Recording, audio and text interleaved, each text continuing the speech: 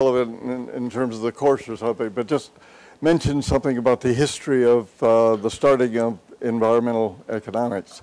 Back in, I mentioned that the behavioral stuff sort of started with the, what we now think of as the modern behavioral stuff, more or less started with that publication of Danny Kahneman and Amos Tversky in 1979.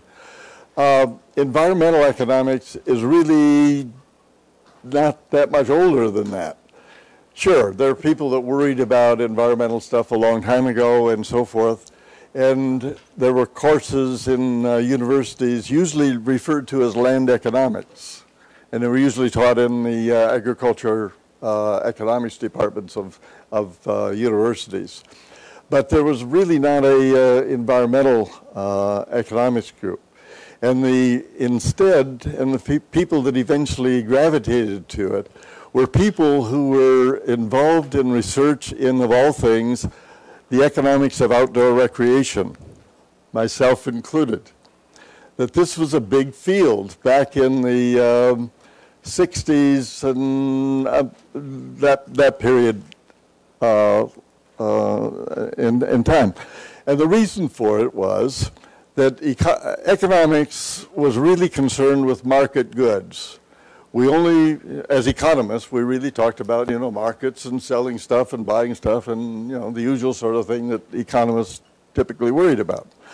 There was really almost no attention being paid to so-called non-pecuniary goods, non-market goods, things that people didn't buy and sell, but that were economic goods. And the one that sort of caught the imagination of people was outdoor recreation. Economically, it's a valuable service. That is, it's economically valuable in the sense that people are willing to sacrifice other things in order to enjoy outdoor recreation. So a field of outdoor recreation developed because people paid attention to it, and it was not a market good. It was the first sort of non-market good that economists took seriously. It was also aided by the fact that benefit cost analysis, there was a lot of use being made of benefit cost analysis in water projects, for example, in the US. They had to do a benefit cost analysis before they could build a dam. And that went back to something in the US called the 1936 Flood Control Act, which basically said you could build water projects provided you demonstrate that the benefits exceed the cost. It's sort of a full employment act for economists. It gave us all work to do benefit cost analysis. Well, I happened to work my first job was with an agency that built dams, Tennessee Valley Authority in the US. And we were always looking for ways to justify building more dams because that's what we did. So we had so many dams that diminishing returns were setting in. We couldn't figure out ways to justify building more dams. So people said, well, what about this recreation? We got all these people coming out and swimming and boating and fishing and all this sort of thing, building cottages along the lakes and so forth. That's valuable. And in fact, my PhD thesis was basically on the increase in the value of land around lakes.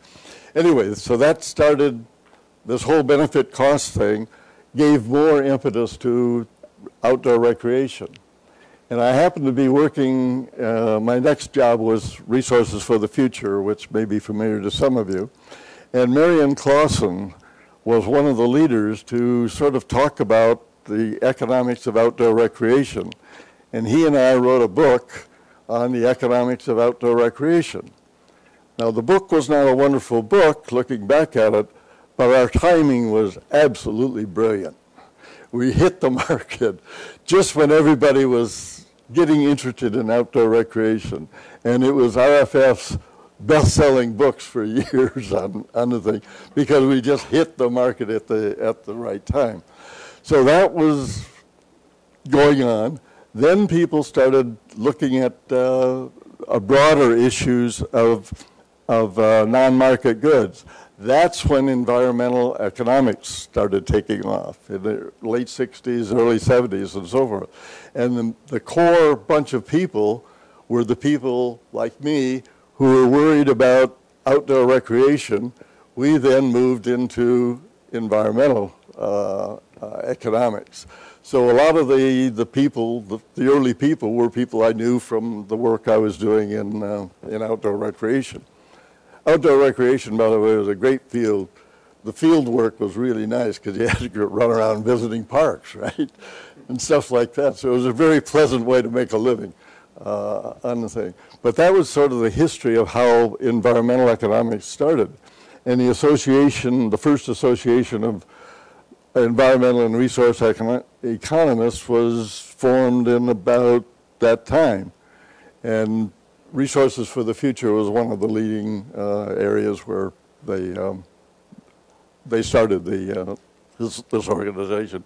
So that's how really environmental economics started, was from looking at the non-market goods provided by the environment, and they borrowed from the recreation where that was the issue on the thing. So a bunch of us who were studying outdoor recreation then moved into environmental economics, and then the field obviously took off. So that's kind of how the field started, and it's not that old. There really, no one taught course. I've never had a course in environmental economics. I've been teaching it for about 40 years, but I never had a course in it, kind of thing. There were no courses in this sort of thing. That's all new, in a sense. So anyway, this is useless information, good only for chatting over coffee. It won't get you a job. Well, I don't think it's useless information. I'm trying to relate that between environmental economics and behavioral economics. So why do people care about behavioral economics when it is related to environmental economics? In my view, I think it's all started because of valuations. So Jack mentioned about non-market goods. So because there is no market for such goods, then the question is, how do we value that kind of goods? So it has something to do with non-market valuation. And you all know in environmental economics that the way we do there is by using one of the example will be contingent valuations. So by measuring willingness to pay and willingness to accept. So as an example, suppose that I'm living in a place and a neighbors move in, and that neighbors comes to see me and ask me if I'm okay if he wants to have chicken coops at the backyard. Then I'm getting worried because there could be a bird flu and that could be creating a problem for me. So then I say, yes, it's fine, but you will have to compensate me. So basically, then from the point of view of the neighbor who is about to move, then the neighbor needs to pay me. But from my point of view, I need to accept the compensation from the neighbor. So from my point of view, I'm talking about my willingness to accept of having that potential risk of getting bird flu. So from my neighbor's point of view is a willingness to pay. Or the other example will be the chicken coop is already there. And I am there, I'm worried, so I'm asking my neighbor, please get rid of the chicken coop. So that's my willingness to pay to my neighbor so that my neighbor is willing to get rid of the chicken coop. So where is the problem where the behavioral economics comes in? It's all related to the loss aversions, prospect theory things. Because when we are talking about willingness to pay, I am coming from the situation where I don't have that thing, so I'm willing to pay. Okay? While willingness to accept, I'm starting from a situation where I already have that. I have to give up things. That's why I am willing to be compensated so that I'm giving up these things. Now, that matters for behavioral economics. Why? Because giving up something feels like a loss. Okay? So paying, of course, is also, but I already have the things I have to give up. so feel like a loss. So if you elicit willingness to accept and willingness to pay, it will turn out that willingness to accept way, way, way bigger than willingness to pay. Okay? So there is disparity between willingness to accept and willingness to pay. And that's what behavioral economics call one of the example of endowment effect. Okay? Because I don't want to give up because giving up is like a loss. So there where the link between environmental economics and behavioral economics comes in, I think, in my view, starting with all of this valuation issue of non-market good. So Jack is going to talk more about that. So maybe Jack later will go into more details into that. So I say it's not totally useless, but it's something that could be, you can link it to behavioral economics. So that's where behavioral economics comes in. Okay? So what I'm going to do next is to go over these materials on heuristic and biases.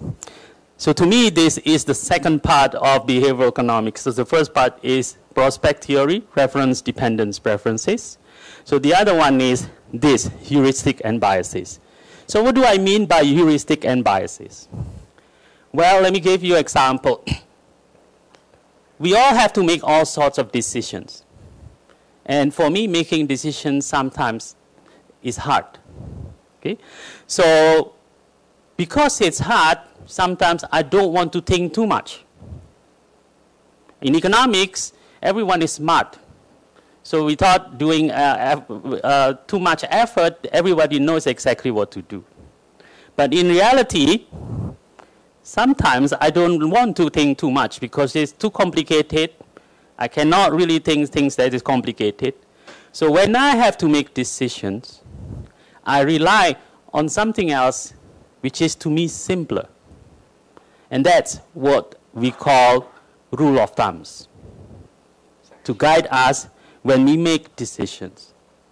So rule of thumbs, or sometimes we call this as heuristics, is essentially a simple algorithm that allows me to generate an approximate answer to a problem that I'm facing, rather than thinking too much, calculating, doing all sorts of complicated calculations.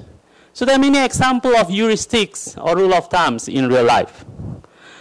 So, for example, we judge a distance of an object by its clarity or visibility without having necessarily to measure it. Roughly speaking, you will know the distance. So that's an example of rule of thumb. Another example, if you learn how to drive, in order to get a driving license, in the book, you will learn that you have to maintain a certain interval between you and the car in front of you, so to avoid collisions. So the rule in my book in Singapore, when I studied trying to get a driving license, is the 3-second interval between you and the car in front of you. The question is, why 3 seconds? Why not 2.95 seconds? Why not 3.5 seconds? Nobody knows. But that's just a rule of thumb to make life easier when you have to make decisions. Okay? So all of these are rule of thumbs. So they are very useful because it speeds up cognitions. We can come up taking decisions quickly. Not always correct. Very often we make a lot of mistakes because of intuition and rule of thumbs. But many times this could also be very helpful. So that's the essence of heuristic and biases. So one important element in behavioral economics. So there are 3 types of rule of thumb or heuristics. So the first one is something called representativeness. So I'll explain more into details what representativeness means. The second one is availability. And the third one, something that Jack already mentions with some example, is anchoring. Okay? So these are the 3 things: representativeness, availability, and anchoring. So let's start with representativeness. So you all study statistics, perhaps? So if you have some statistical background, you must have heard or learned about Bayes' rule. When you calculate conditional probability, given prior information that you have. Okay, you have a priors, and you have new additional informations, and you use that information to update your prior. So to calculate the conditional probability given the new information and the prior. So that's the way you calculate conditional probability using Bayes' rule. So let me give you an example. Suppose that there is this case. Information tells you that 1 in 1,000 people have AIDS, HIV. Now, furthermore, there is an extremely reliable test for HIV. And this test is 99.9% effective. Okay? So this means that if someone has HIV, the test is going to be positive with 99.9% accuracy. So it means also that there could be a mistake. There could be a false positive. But it's very, very small, 0.01%. It also means if your test result comes out negative, 99.9% of the time you will not have HIV. But there could be also false negative. That is, your test result is negative, but you actually have HIV. But the chance is only 0.01%. Okay? Now, suppose that there is this person called Brian. And Brian tests positive for HIV. Then, suppose you are asked the following question. What is the probability that he has HIV? So, you see, normal people don't think complicatedly. So they will not calculate Bayes conditional probability using Bayes rule. Maybe they don't know what is Bayes formula in this kind of situations. So what would they do? They just base their decisions on the outcome of the test. The test result shows positive. Because the test result is positive, hence it must be the case that Brian has HIV. So that's the way you think. A positive test result is a strong indication that Brian has HIV. Negative test is an indication that Brian doesn't have HIV. So if Brian is positive, Brian has HIV. Imagine if this happens in real world. So it's terrible for Brian. Because if you calculate using Bayes' rule, the probability, conditional probability that Brian has HIV is much lower than you think. Okay? So you can calculate without going into the detail of the formula, given the information, you can find out that the conditional probability, conditional that the test is positive, that Brian has HIV, is only 50%. That means just like a throw of a coin, half chance. Okay? So it's not that high as what people think Brian is. But in a society which tends to be very simple, don't treat everything complicatedly, it's the end of the world for Brian. Social exclusions, everything, everybody will try to avoid Brian. But the chance is still 50%. Okay? So that signifies what I mean by representativeness. When we make a decision, when we make a judgment, we don't really accurately look at whatever information we have, but we jump into conclusions. Okay? So that's representativeness. So there are many other examples of that. So basically, if I see things that looks like a duck, walks like a duck, and quacks like a duck, it's most likely a duck. Okay? It's okay if similarity predicts true probability. It can often lead to biases if it poorly reflects true probability. Okay? So there are many examples, and this is a very good example coming from Kahneman and Tversky. in 1995. So let me just give you this example. There's this person called Bill. Bill is 34 years old. He is intelligent, but very unimaginative. Compulsive, he is very compulsive, and he is generally lifeless. In school, he was strong in mathematics, but he was weak in social study and humanities. So, I want you to rank the following statements by their likelihood or probability, using 1 for most probable and 8 for the least probable. Okay, so here's the list. That's the questions that I have. Number 1, Bill is a physician who plays poker as a hobby.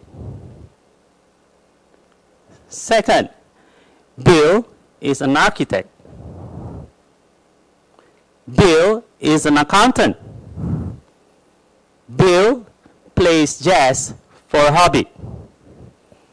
Bill surfs for a hobby. Bill is a reporter. Bill is an accountant who plays jazz for a hobby. Bill climbs mountains for a hobby. So if you have to list from the most likely 1 all the way to 8, the least likely, and you give me the rank, so if I give you time and you do these things, then if I ask you to specifically focus on these 3 things, Bill is an accountant, Bill plays jazz for a hobby, and Bill is an accountant who plays jazz for a hobby. Tell me your ranking. Which one is the most likely one? Which one? 3. Bill is an accountant. Next.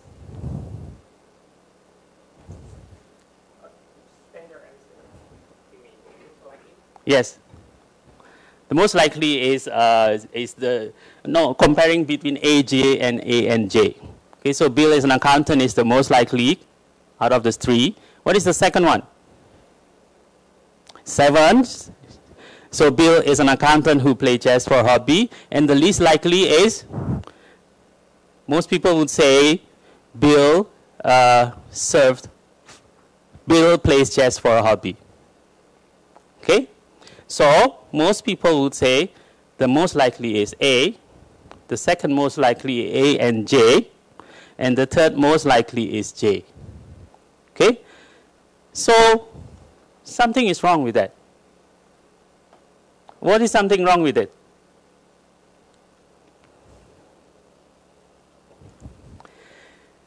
So, oh, sorry, I jumped into something that I don't know where is it.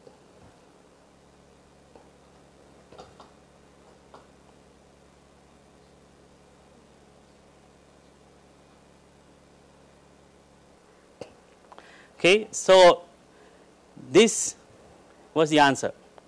The description of Bill is constructed to be representative of A and totally unrepresentative of J. He's lifeless. How can he play jazz? Okay.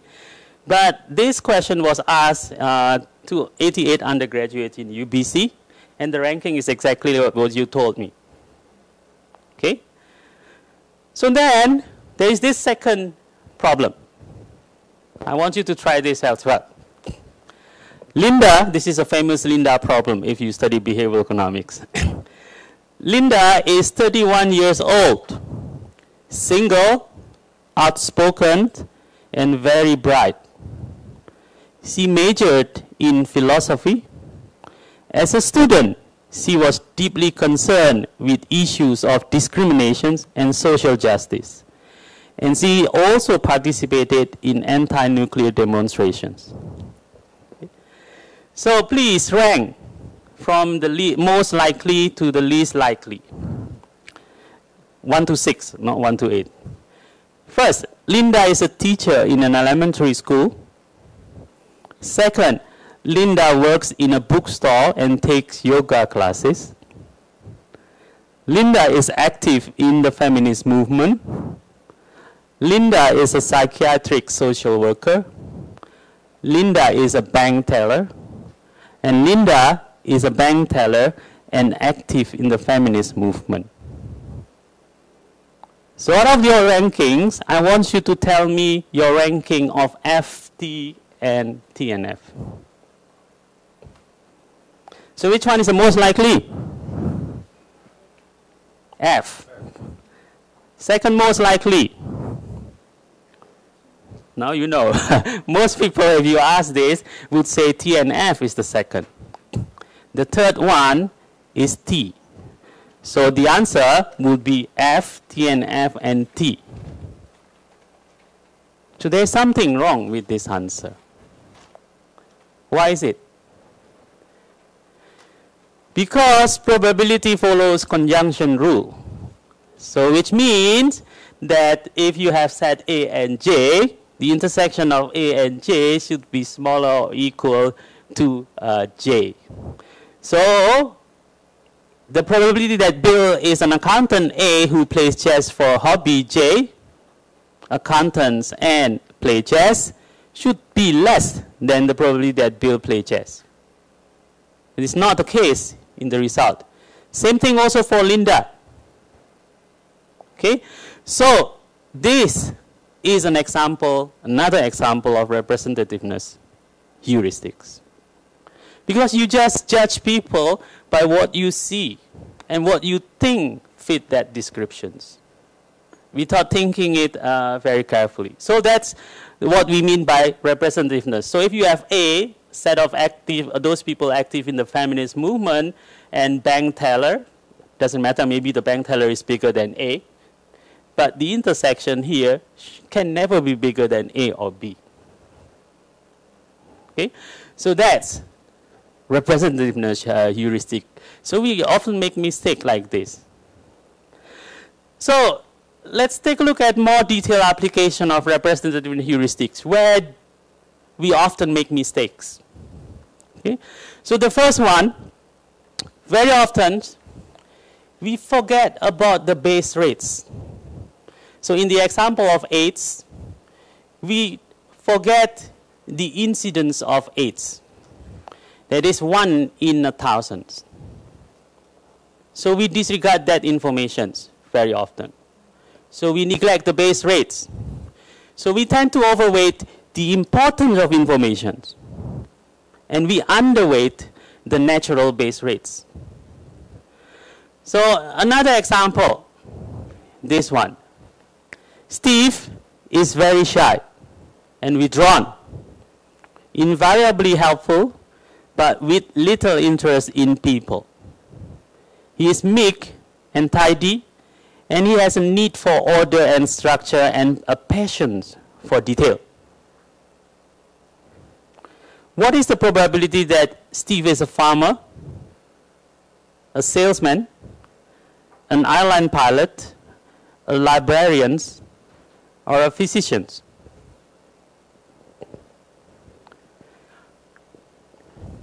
Which one most likely? Most people will say a librarian. But people forget that the number of librarians probably is only much, much fewer than the number of salesmen in the world. So if you find one person, it is more likely that that person is a salesman rather than a librarian. That's an example of representativeness. That is, you judge, you make judgments by stereotyping. See, oh, the persons look like this descriptions, and that person must be this. So that's a representativeness heuristic. Okay? So there's another example of Bayes' rule in the accidents, but I'm going to skip this. This is an accident involving blue and green cap. So it's the same thing. So that's neglect of the base rates. And the second one, oh, this is another example, a good one. Suppose that there is a town with 1 million inhabitants. 100 of those are dangerous terrorists. The authorities have excellent screening device.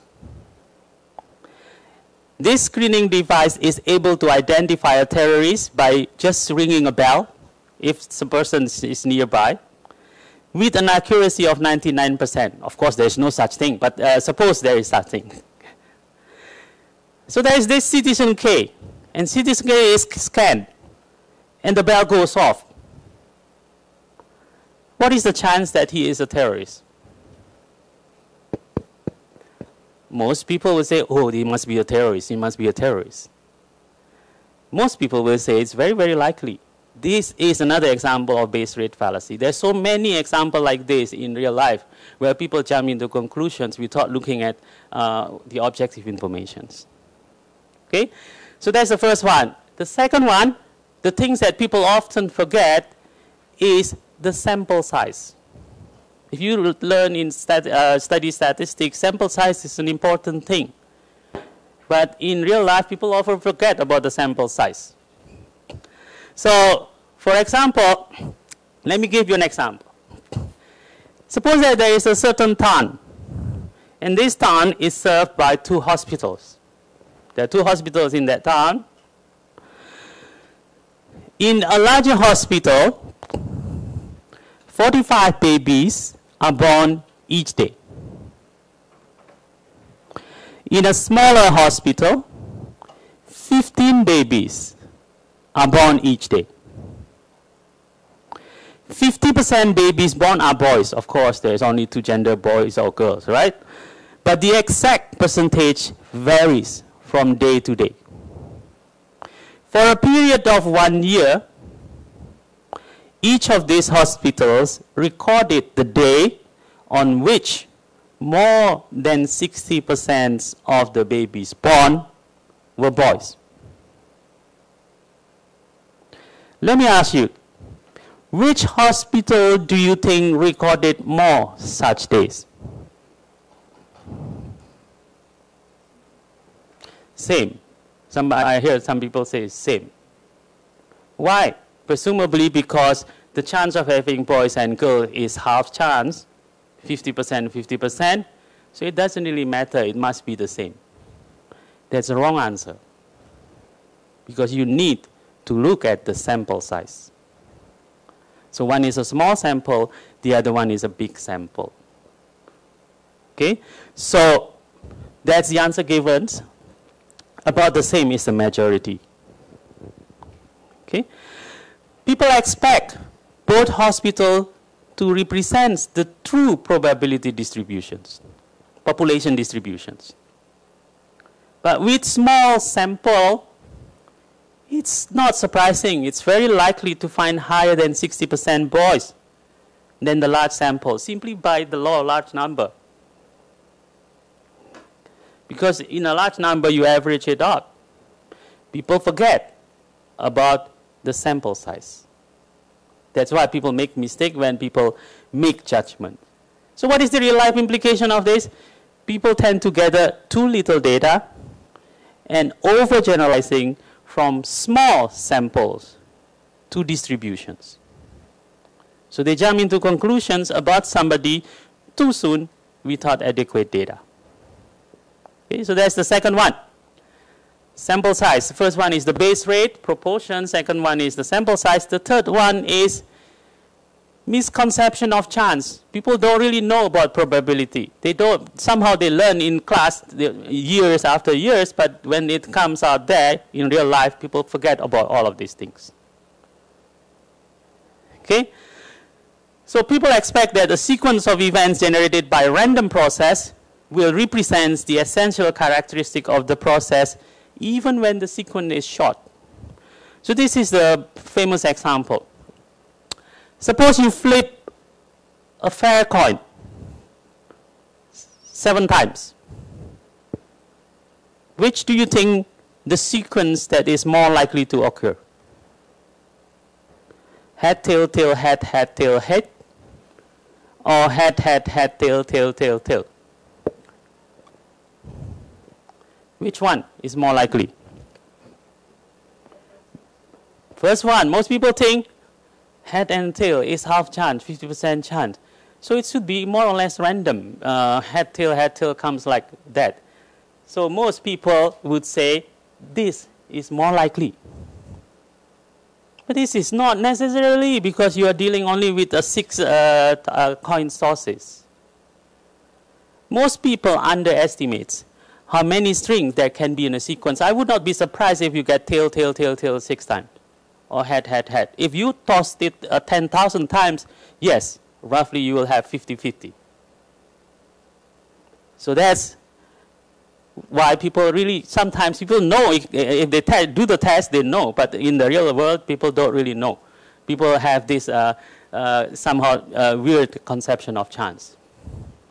Okay, so other example, in a casino, after a long run of red on a roulette wheel, then people will think, oh, so many times already red, so the black must be next. Okay?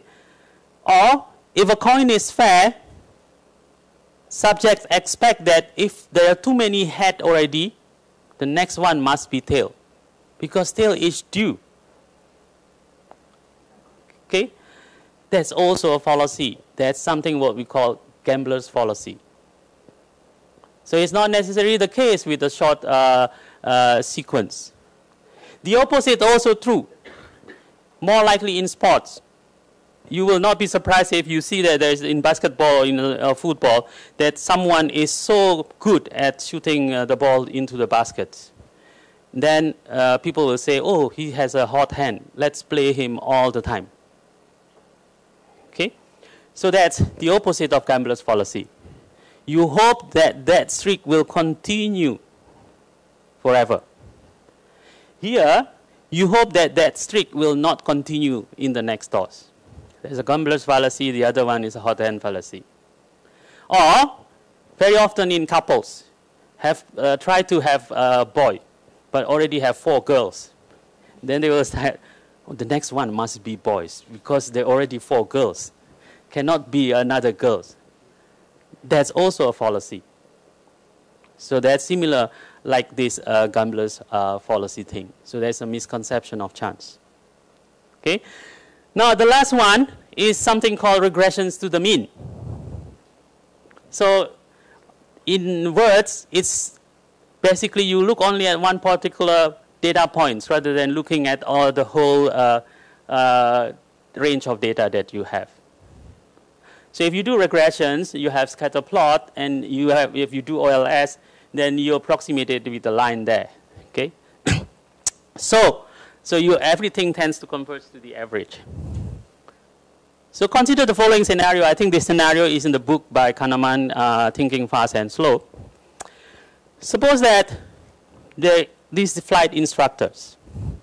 So they train new pilots, and this instructor have a habit of praising these new pilots for every good landings. So whenever the new pilots have good landings, this instructor will say, oh, you're very good, you're very good. And every time there is bad landings, this instructor will say, you stupid, you should do better. Something like that. And suppose that this instructor noticed that every time, that following a good landing, there is one episode of a good landing and praise, performance the next landing tended to be worse. But following a poor landing and criticisms, performance tended to improve the next day. So what conclusion he will tend to make? Oh, it's not good to praise them. You have to scold them. You basically say, oh, you stupid, you cannot do things properly. That's motivate these rookie pilots to be better the next time. So that's the conclusion that people make. This is wrong. And this is what we call regressions to the mean.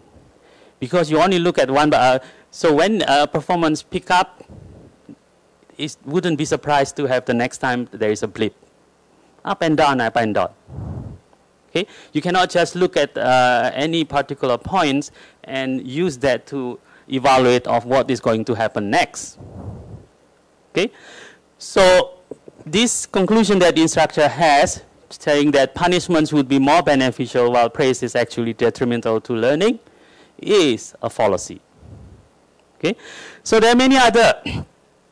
So in regressions to the means, basically things will average out eventually. Okay? So you cannot expect subsequent outcomes to be representative of the previous outcomes. So we fail to anticipate regressions to the mean. Many examples like that.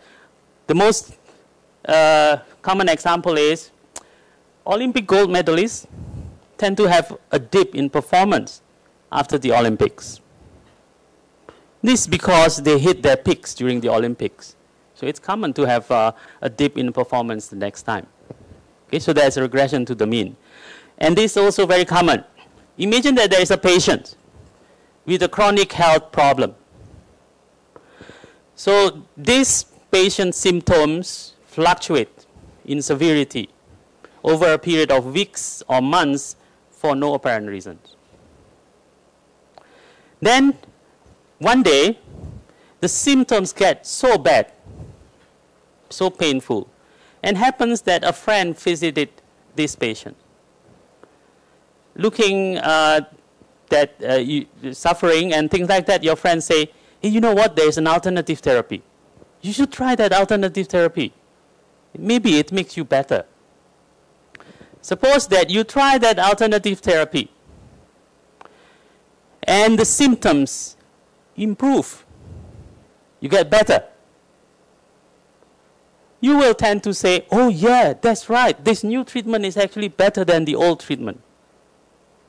That's a wrong conclusion. Okay? This improvement happens because there were bonds to improve when there is exceptionally severe level. It may not be because of the new therapy. So that's why, in order to do that, you need to run a proper experiment. That's where the experimental economics part comes in. And that is a tool for behavioral economics. Okay? So in experiment, you compare control group and treatment groups. So the treatment group will be those people who get the new therapy. Control group will be those people who don't get the new therapy. So you need to randomize your treatments to these participants. So you have run a random assignment of treatments to subjects. So they're all the same on average. The only difference is that one group has the therapy, the other group has no therapy. So if you compare and you see a difference, and if the group with the new therapy show an improvement relative to the group in the control group, then you can conclude that that's because of the new therapy. That's the principle of running experiments. In experimental economics, we do it like that. We compare control group, we have a baseline group, we compare it with the treatment group. That's the foundation of all this experimental economics literature. Okay? So that's the way it's related. So that's the representativeness heuristic. So we jump into conclusion too often, we tend to stereotyping others. The next one is something called availability heuristics. So people tend to assess the tendency of the probability of an event by how easy it is to come up with examples. So how easy to bring that to mind. So take an example of this. Let me ask you. Consider the letter R in the English language. Do you think that this letter occurs more often as the first letter of words, like rope, right, some others? So R coming up with the first. Or do you think that it is more often come up as the third letter of the words, like in park, lark, hark? So which one? More often as the first letter, more often as the third letter, or about equally often as the first and as the third letter? Give me a guess.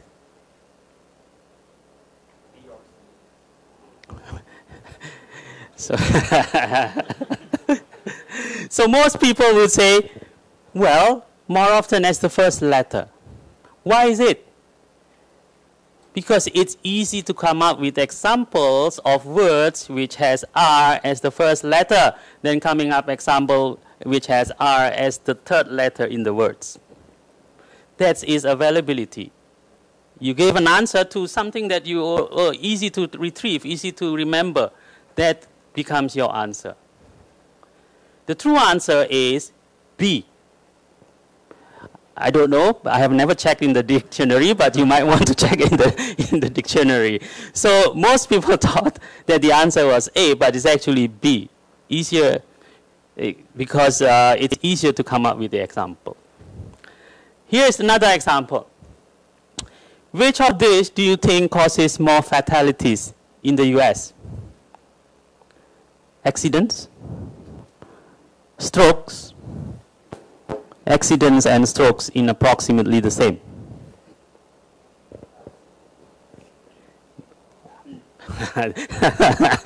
The answer is B, but most people would say accidents. The answer is actually strokes. There are way more people died because of strokes than because of accidents. Why is it that the answer is accidents? Because everywhere in the news you hear about accident. So they come up, salient, become very salient. So in behavioral economics, there is the theory of salience. So things that make it salient that you will always remember will stick with you. And when you make decisions, your decision is going to be influenced by that. Okay? And that's the role of the newspaper and journalists, feeding all these informations to shape the way you think. So to make you forget about all other objective things. Okay, so that's why there is a huge importance of news, especially if you have fake news.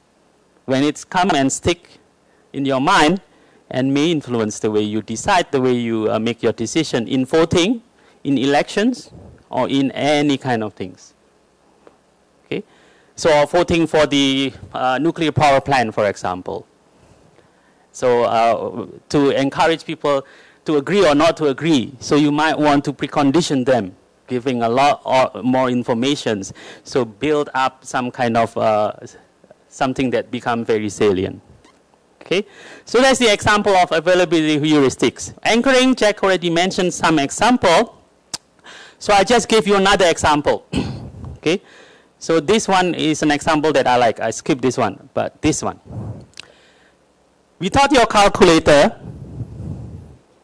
And in 5 seconds, I want you to calculate. I divide you into 2 groups. The first group, I gave you this. 5 seconds. 1, 2, 3, 4, 5. Come up with your estimates. The other group, I give this. 1, 2, 3, 4, 5. And then I collect the answer, and I calculate the median or the mean. Median, maybe take the median of the distributions. Guess what? So both give wrong answers, very far from the actual answer.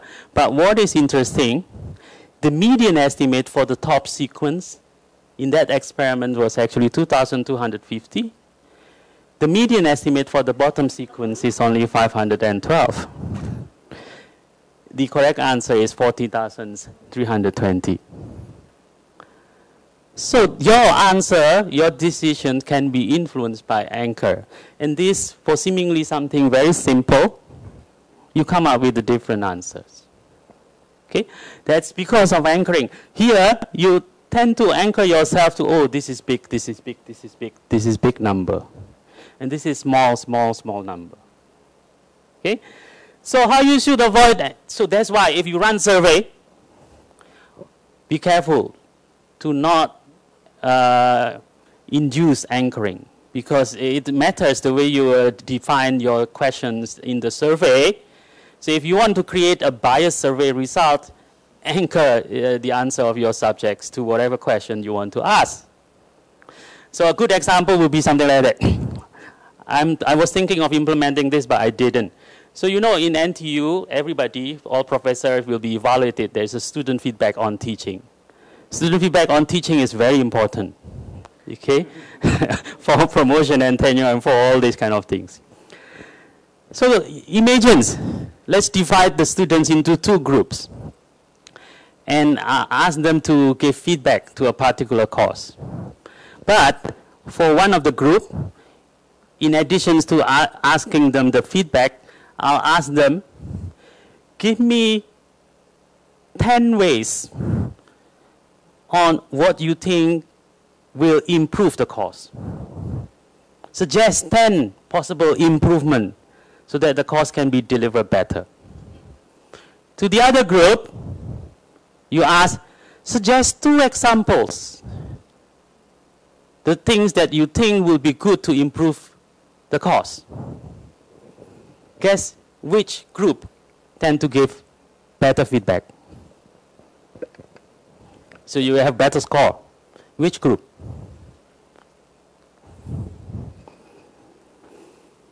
I haven't run this little experiment, but you can try.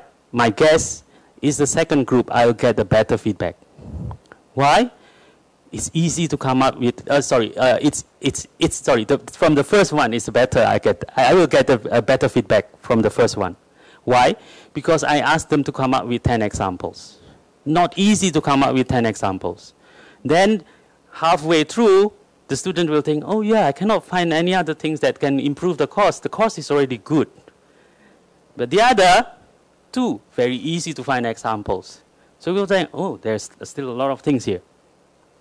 So my feedback tend to be better from the first group. So I anchor the answer to whatever question I give to them. So that's the role of anchoring. And why anchoring can be useful or can be dangerous also when you conduct a survey. It depends very much, so you want to avoid anchoring. Okay? So that's anchoring, and then how much time do I have until? Yes? Sure.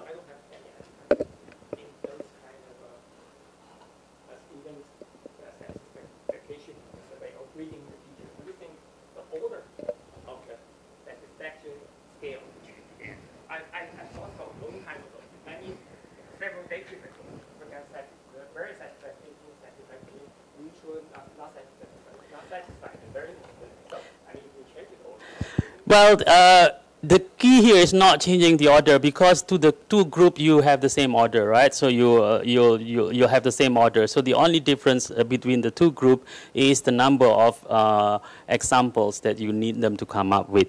So the order may influence the decisions, but if you want to keep all else equals, you keep the same order for the 2 groups. But when you give one group's different ordering and the other group different ordering, then I don't know, maybe the result will change. So I don't know which directions it's going to change, but my guess is that should change. Okay. So the next one, so I finish up with the heuristic and biases. So all of these, representativeness, availability, and anchoring. So those are the 3 things. So that's the second building blocks in behavioral economics. So the third one is on mental accounting and money illusion. Jack already mentioned some of the examples, so I will not replicate what Jack already mentioned, but I give you some other examples. Consider the following, and this is my favorite example. Imagine that you are about to purchase a calculator. The price of the calculator is $40. So the salesman informs you that the calculator is on sale for $20 at the other branch of the store, which is located 20 minutes away. Would you make the trip to the other store? Yes. Yes. What about this? Imagine that you are about to purchase a jacket. The cost of the jacket is $190. The salesman informs you that the jacket is on sale for $170 at the other branch of the store, which is located 20 minutes away. Would you make the trip to the other store? No. Most people say no. Most people say no. These 2 are exactly identical conditions. But in one, yes, in the other, no. So what's wrong? In economics, what we care is the surplus we get. So what is the surplus we get from the first one? $20. What is the surplus we get from the second one? Also $20. Doesn't really matter for me. So my choice would always be consistent. Because $20 saved from calculator is the same as $20 saved from the jacket. Doesn't matter. So my choice would always be consistent. That's what we learn in economics. Because it only depends on my reservation price and the price I paid. Okay? So that's the value that I care most. This clearly shows that it is not the case.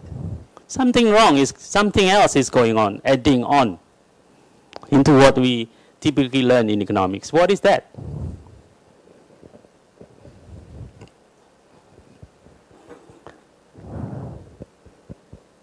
That is the value of the deal. You think in terms of the discount, oh, that's a big discount from 40 to 20. Okay? From 190 to 170, that's not so big a discount. It's not so attractive to me. But from 40 to 20, that's a 50% discount. That's big. So people care about the value of the discount. That should not matter in economics, the value of the discount. Okay, but it does matter. So in economics, you have a trade-off between gaining $20 and traveling to the other store, which costs you 20 minutes of travel. So that's because there is a value of the discount. Let me give you another example. And this is also another favorite example of mine. Suppose that there is a woman, and this woman was shopping for a bedspread, quilts. She has a double bed. She went to a department store and was pleased to find a model she liked on sale. The spread comes in 3 sizes: double bed size, queen bed size, and king bed size. The usual price in the normal circumstances, so the double bed costs $200, the queen size bed costs $250, and the king size bed costs $300. But she was lucky. On the day she was at the department store, all of them were priced at $150. Do you think which size she will buy? Which size he will buy? King size, of course. But that's weird because he's only having a double bed. The size is double bed. He needs only a double bed. King size is going to be too big, way too big. Doesn't look nice. It's not ideal for her. But she will buy the king size anyway. Why? There's a bigger deal. I get a better deal. Never mind that it doesn't look nice, but I get a better deal. So, what we have is 2 types of utility. The first one is acquisition utility, and the other one is transaction utility. So your acquisition utility is what you learn in microeconomics. That's the consumer surplus. That's the difference between the value of the good, your willingness to pay, that's your reservation value, minus the actual price paid. That's your consumer surplus. Okay? So the value of the goods, that depends on your willingness to pay the double bed size spread. So that will be the highest for this woman because that's the most ideal one. So the value should be higher. She should be willing to pay higher for the double bed than for the king bed size. But there is a transaction utility, the perceived value of the deal. So that's the difference between the actual price paid and the reference price that you typically know. That reference price is the usual price. So often, from simply acquisition utility, it doesn't pay us off to buy the king size bed, but you'll buy anyway because this is quite big, overweighting that other things. Okay? So because of that, you'll buy the king size. So the transaction utility of getting a good deal overweight the reduction in acquisition utility from having an extra long sheet. So this is something else than what we learned in standard macroeconomic theory. Okay, so there's an example of mental accounting. Here's also another good example. Suppose that you are lying on the beach and it was very hot, so hot. All you have to drink is ice water. For the last hour, you have been thinking about how much you would enjoy a nice cold bottle of your favorite brand of beer. You're there with your friend. Your friend gets up and offers you to bring back a beer from the only nearby place where the beer is sold. And that place is a fancy resort hotel. He says to you, you know what? The beer might be expensive. So tell me how much you are willing to pay for the beer. So asking your willingness to pay. He says that he will buy the beer if the cost as much or less than the price you state. But if it costs more and the price is higher, he's not going to buy it for you. You trust your friend and there is no possibility of bargaining with the bartender. What price do you tell him? Okay.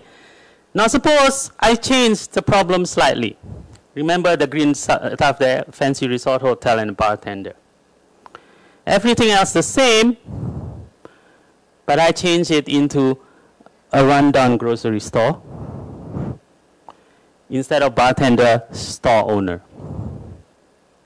So what price do you tell your friend?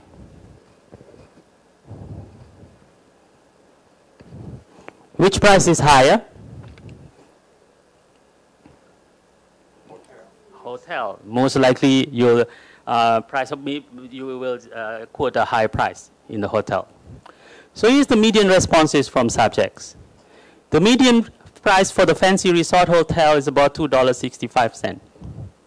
So the median for the rundown grocery store is only $1.50. So what does it mean? It means that the willingness to pay, I mentioned a bit about willingness to pay, willingness to accept. In this case, willingness to pay, it actually fluctuates depending on one important thing, the place where you buy. So your willingness to pay, you were willing to pay more for a beer from a resort because the reference price in that context is higher. So although the consumption experience of a beer is the same, whether you get a beer from a fancy resort hotel or whether you get a beer from the rundown grocery store, the enjoyment of drinking beer is the same. So when you ask your willingness to pay does not depend on where the beer is sold. Your willingness to pay simply depends on the value of the beer for you. How much you value having a cold bottle of beer. Okay? But here's not the case. This runs into the contrary of the standard economic theory. So the place of purchase is irrelevant because the consumption experience is the same. So that can create a welfare loss. Imagine that there is a consumer who is willing to pay $4 for a beer from the resort, but only $2 from the rundown grocery store. Suppose that the store charges $3. So if his friend is in the store, his friend is not going to buy it. But if his friend is in the fancy resort hotel, the friend is going to buy it. So what happened? You will miss positive consumer surplus if the store is actually charging $3 there. Okay, so there is a welfare loss. So there's a mental accounting. So that's very strange. So in policy, that matters a lot. So willingness to pay can be influenced depending on the context. Okay? So for valuation, that would be very important. So context matters for the willingness to pay. Okay? Now, the last one is this one. Is it the last one? Probably one of the last. So let me give you another example. Unfortunately, I don't have it here. Suppose I would have come here to the class, to the classroom with a bag full of snacks, okay? And then I tell you the following. Look, there are so many variety of snacks, candy bars, chips. And I ask you to choose. I divide you into two groups. For the first group, you face a sequential choice. So I tell you, pick one of the 6 snacks at each for today and for tomorrow. We have only 2 days, right? Today and tomorrow. So that's a sequential choice. The other one is simultaneous choice. So today I come with all of these snacks and I tell you, please select 2 snacks. One is going to be consumed today. The other one is going to be consumed next week. I'll keep it for you. I'll give it to you next week. Is there any difference in terms of the choice? Economics says it doesn't really matter. What you care is whatever the best options for you, the one that will maximize your utility. What would be your guess? Which conditions induce more variety choice?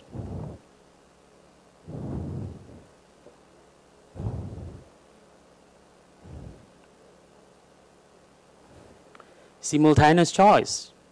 So I pick several snacks at the same time, one for now and one for next week. So I will say, okay, today I will eat this one, next week I will eat that one. So I become more adventurous. I choose more options.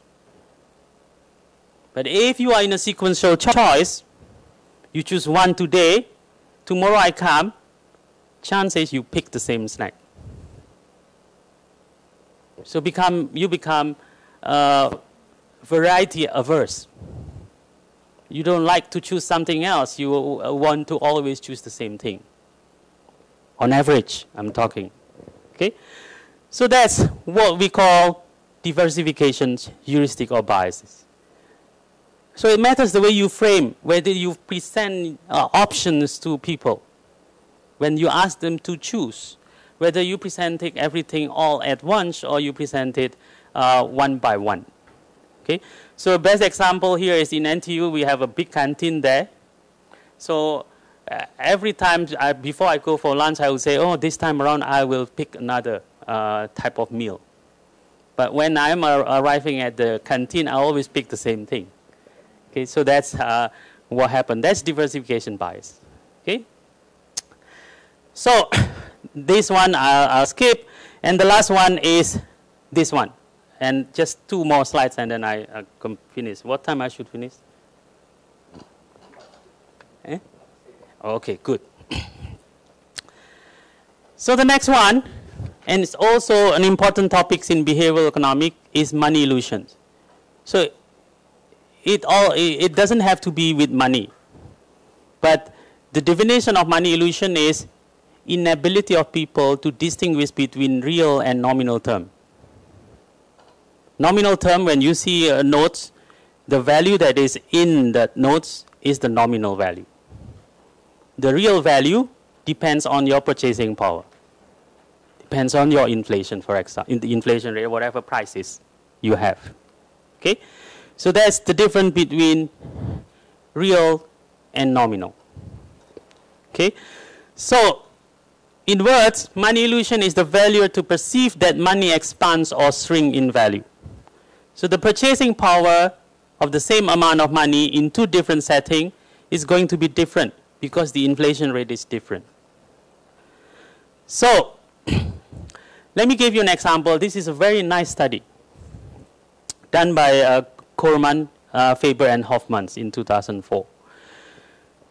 So what they studied, they look at house-to-house donations to charity before and after euro introductions. So many years ago when I was in Europe, I was in Belgium and the Netherlands. In the Netherlands they use guilders.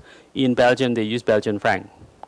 But then there was a time, I think in the early 2000 or sometimes that time, they switched to euro. So there is a single currency all over Europe. So things get confused because people don't know, people have to convert from the original currency guilders to the new currency euro and things like that. Okay? And the amounts is different. So 1 euro maybe 2 guilders or 3 guilders or 20 guilders, something like that. There is a conversion rate. So when euro was officially used, members of European Monetary Unit relinquished their own currency in exchange of euro. So the study was done in the Netherlands. So the currency at that time was Dutch guilders. So that's the donations. You put money there. That's the guilders. That's the euro starting from the 1st of January 2002. 1 euro is 2 something 0.2 guilders. Okay? So if there is no money illusions, if you do not confuse between nominal and real, if you prefer to donate, say, $10, 10 guilders initially, now you face euro, you always want to donate the same amount, so you just have to convert it. Whatever is the equivalent value of 10 guilders in euro, that's the amount that you will donate. If there is no money illusions, you don't see the change. Things is just the conversion rate. So the total value should remain the same. Okay? So this is a very nice study. So I like this study very much. That's why this is a very good study to me, I think. If money illusion is absent, the rate of change in the amount of donations before and after euro introduction should be equal to the inflation rate. So the study was done, subjects, there were 7,500 villagers in rural villages in the Netherlands. So the period was from 1999 to 2003. So during that period, population growth is negligible, so preferences in terms of donation and all these things don't change that much because it's only 2 or 3 years. Okay? So giving to charity, helping mentally disabled persons. So the beneficiary of the charity was a mentally disabled person. So here's the result. The tables look small, but I just want to focus on this. These are the number of coins. This one, 99, 2000, 2001, before the introduction of euro. And that's the euro coins, this 2002 and 2003, that will be after the introduction of euro. So that's the number of coins, around 9,000, 9,000. After the introduction of euro, there are more coins. Okay? So 10,000 and all this. So total revenue, more or less stable, around 5,300, 5,300 before the introduction of euro. But after the introduction of euro, jump into around 6,000 euro. Okay? So there is an increase. So their donation pattern changed because of the introduction of euro. Okay. So this is an example of money illusions because people are confusing about a real and nominal term. So people don't know exactly the difference between real and nominal terms. So that's the more or less the result there. So that's, I still have about 12 to 15 minutes. So I leave it for you to ask me questions, and I hope to be able to answer any kind of questions. Yes? Can I ask a question about the ambiguity? Aversions? Yes. I'm wondering if there is there which people are ambiguity seeking or lobbying. For example, I don't know whether my interpretation is correct or not. For example, people using Hey, here.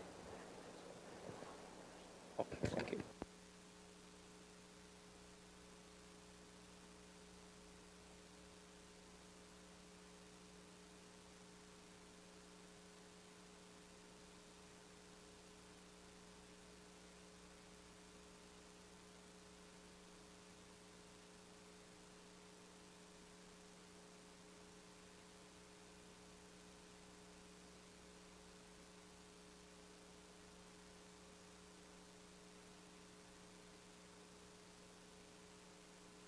People might be ambiguity seeking.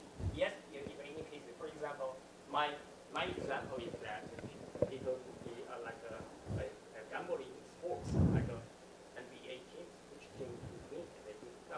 Yeah. So to me, that is not explained by ambiguity aversions, but that's actually explained by prospect theory. So let me explain a bit. So these betting in sport, gambling in sport. Yeah. So to me, that example of gambling in sport is an example of prospect theory, in particular the decision weighting functions, the overweighting of small probability event. So if you know that in of sport betting, so you have something that is called pari-mutuel betting. So basically the total amount of money that someone can win depends on how many other people actually bet for the same. Say, take an example of horse racing. So there are there are 6 lanes, for example, there are 6 horses. Okay, so before the race is on, you will get the information about the odds of each particular horse winning the race. Okay, so you have favorite horses and you have less favorite horses, so the underdog. Okay, and the favorite horses would attract more bet. The more bet you get, the bigger the pool you have. But the bigger the pool you have to divide it with so many people, so the winning prize is going to be small. But the underdog, not so many people bet on that underdog. If happens to be that underdog wins, you win a lot, okay? Because there are not many people don't look at that underdog, okay? So this example in which people tend to become more risk-seeking in that kind of things and betting on the underdogs is an example of overweighting of small probability event, where the chance of winning is small for that particular horse, but somehow people overweight this, giving a lot more weight on that, and bet more on that. So this, in the literature, is called the long shot bias. So there is a bias on the long shot, so the underdog, because the underdog has a small likelihood of winning. Then the question is that the correct strategy? Betting on the underdog? On average, it's actually not a correct strategy. So it's actually, you lose money if you bet on the underdogs. So on average, so it's better to bet on the favorite.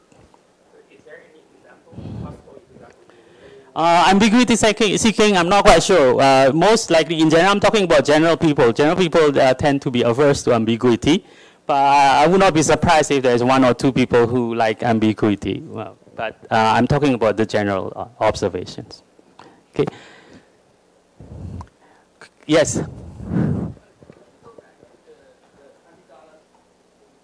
Yes.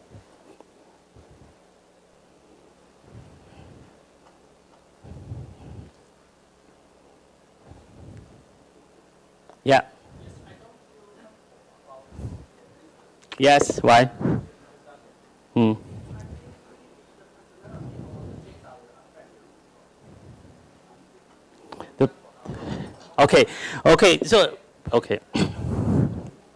Okay. So that's a good question. That's a good question. Here is my response. It may be true that there may be a gender differences here, that women tends to value discounts higher than men. So if we run this experiment, it will be very interesting to see whether gender differences actually play a role there. So you will have more tendency to do these mental accountings or this kind of behaviors emerge with women than with men. So that's an interesting topic. That could be there could be a difference between male and female, or men and women, in terms of this attitude of valuing the deal. But in general, regardless of, in economics, we are talking about representative agents. It doesn't matter whether this gender is male or female.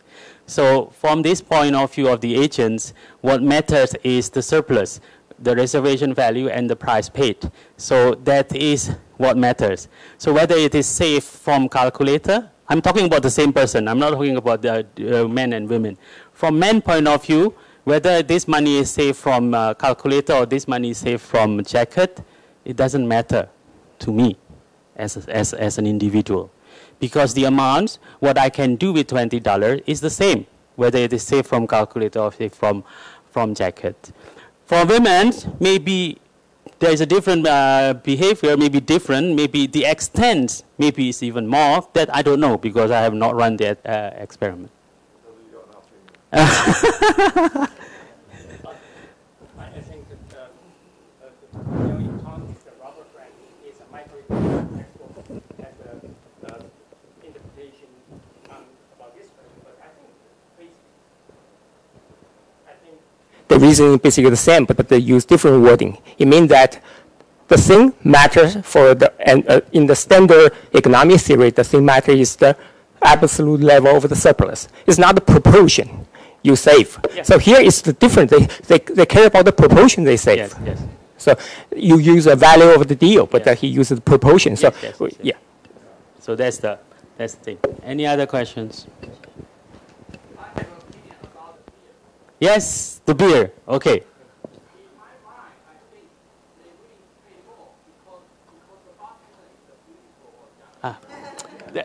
That's precisely the point. That's precisely the point. Here, the willingness to pay changes depending on the context. Yes, but in economics, your willingness to pay your reservation price depends on how valuable is the goods to you. So.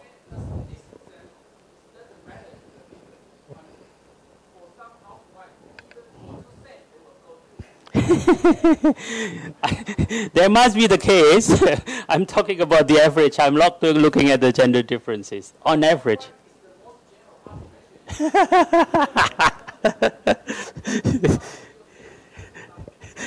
No, there are many other examples that shows that one. So I can always relabel it rather than the deal. It could be in many different others. Yes?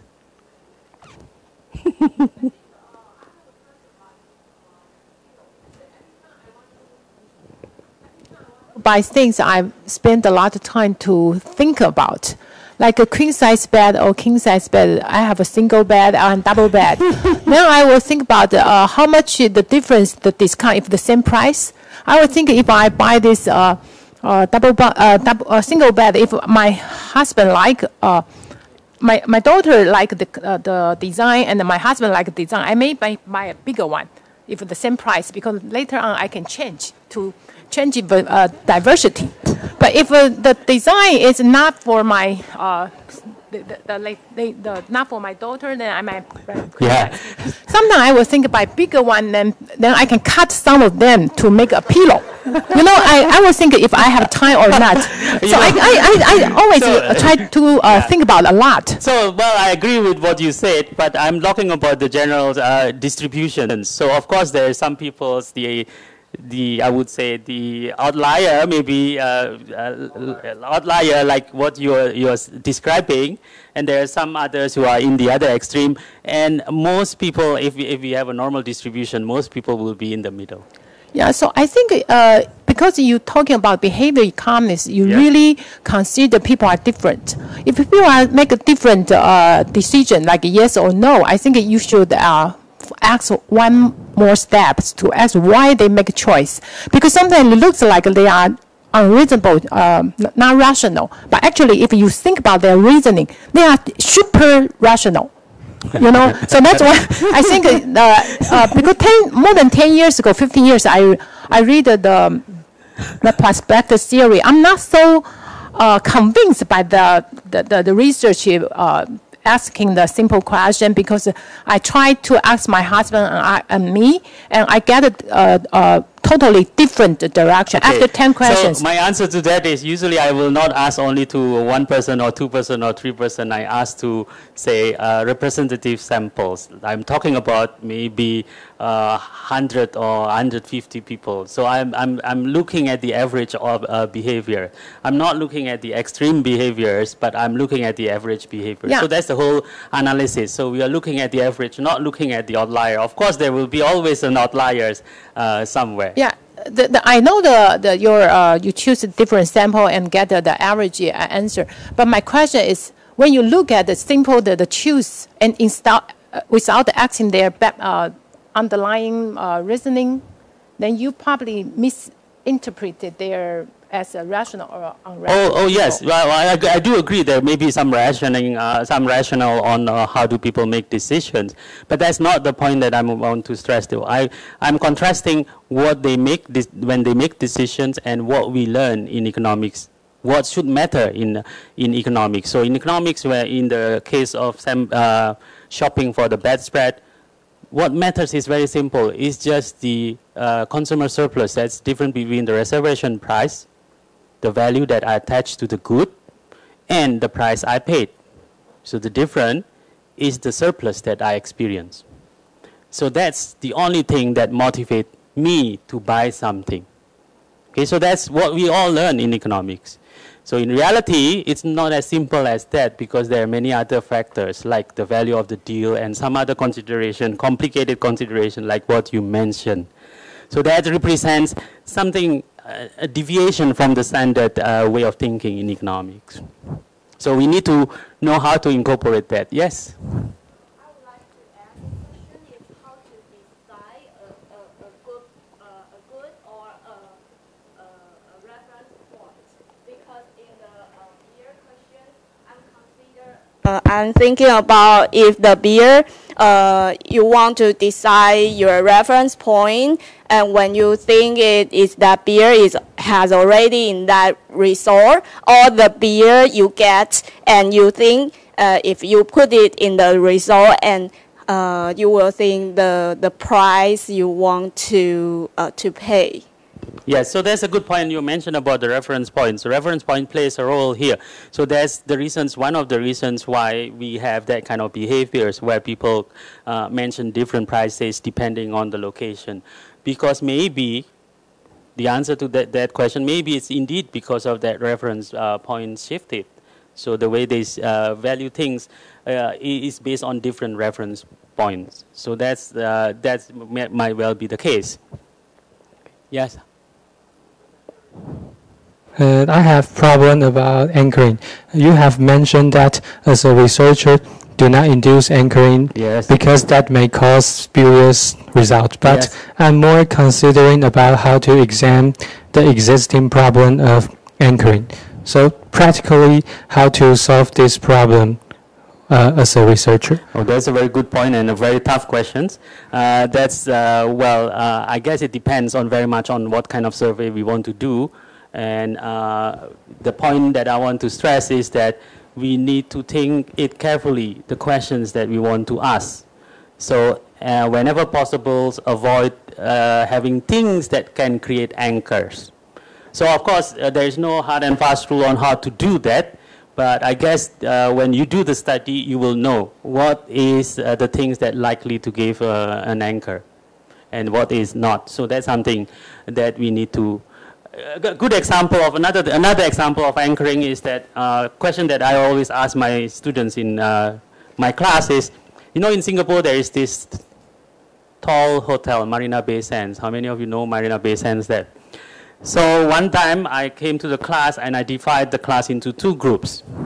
And I asked the first group, how high is the Marina Bay Sands Hotel? How tall? Do you think it's taller than 50 meters? And I asked them to give their answer estimate. And the other one, same questions. How high, how tall is the Marina Bay Sands Hotel? Do you think it's higher than 150 meters? So I asked them to give their answer. I collect the answer from the two group. I calculate the mean from the two group, or I look at the median as well. What I find is, indeed, from the first group, because the anchor number is small, the answer tends to be small. The second group, because the anchor is big, 150 meters, the answer, the mean, the medians, tends to be quite big as well. So that's what I mean. This is like a clear example where I want to induce a biased answer. Then I provide number as an anchor and things like that. Or if you want to sell, this has nothing to do with economics. You want to sell sneaker bars. You know sneaker bars, the snack. So is it better to say, please buy sneaker bars? Or is it better to say, buy 6 sneaker bars for your home or something like that? The second one probably better because there's a number there, and that number can become an anchor. Okay? Thank you. Okay, if not, then later on, I think there's one thing which I want to mention, and that this is something important for when Jack take turn later. I mentioned about WTA and WTP. willingness to accept and willingness to pay for non-market valuation things that have non-market value. So as a practitioner or as an environmental economist or as an energy economics or whatever, resource economics, which measure would you use? If you want to do your valuations, maybe contingent valuation, whatever, would you use willingness to accept or would you use willingness to pay? Willingness to pay. Why willingness to pay? Because it hurts and usually it's more limited. But for willingness to accept, you may have a very sky high. That's the usual answer we get. Because, you know, there is endowment effect. The willingness to accept is always much higher than willingness to pay. Willingness to pay is a conservative estimate, so we should use willingness to pay. Okay? But that's not the point. I think Jack will mention it later. It depends exactly on what problems we are facing. Are we talking about gains, reduction in gains, or are we talking about losses or reduction in losses? So depending on the domains where we are, and you know reduction in losses, is it the same as gains? Reduction in gains, is it the same as losses? So I think Jack will say that it depends on what the nature of the problem. Different measures is needed. So not always willingness to pay is the correct measure. Sometimes willingness to accept could be the correct measure. Okay? So more on that later when Jack gave his talk. Yes? By correct, Huh? you mean, Much more on that. Okay. by correct, you mean normatively or descriptively improper. Yeah, yeah. Yes. It's a jump. You don't know. A jump because you think that that will cost a lot. That will come up with a big estimate of money, and then that will be simply too difficult to swallow. Yeah, yeah.